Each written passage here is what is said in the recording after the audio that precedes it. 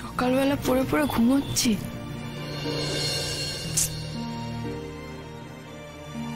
অফিসেও যাওয়া হলো না। সারাদিন কি শুয়ে বসে কাটাতে হবে নাকি বুঝতে পারছি না। এখনো কিরকম উইক লাগছে শরীরটা। কি যে হচ্ছে না,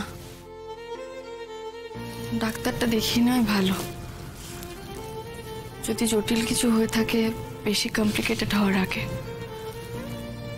স্রোত টেনশন করছিল, এখানেও সবাই। তুমি খুব ইন্টেলিজেন্টলি তোমাদের মধ্যবিত্ত হওয়াটাকে ইউজ করতে পারো, কিন্তু ছোটবেলার মাথা ঘোরা, গা গোলানো আর বড়বেলার মাথা ঘোরার মধ্যে ফারাক আছে, তাই না?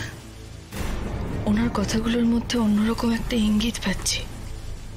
উনি যেন অন্য কিছু সন্দেহ করছেন, কিন্তু কেন কেন করছেন? এখনো কি ওনাদের মনে আমাকে নিয়ে সন্দেহ আছে? অনির্বাণের মন থেকেও কি সব সন্দেহ গেছে আমাকে নিয়ে, নাকি এখনো?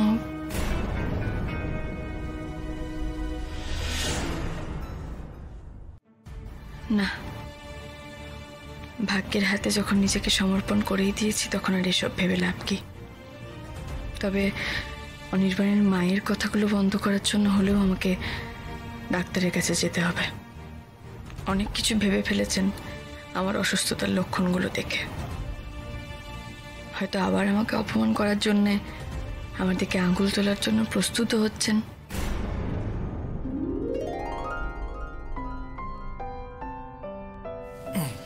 এ কি, তুমি অফিসে যাওনি? যাবে বললে যে। আগে এটা খেয়ে নাও। এটা কি? সবকিছু নিয়ে এত প্রশ্ন কেন তোমার বলো তো? খেয়ে নাও না এটা। আমি কি তোমাকে বিষ দেবো নাকি?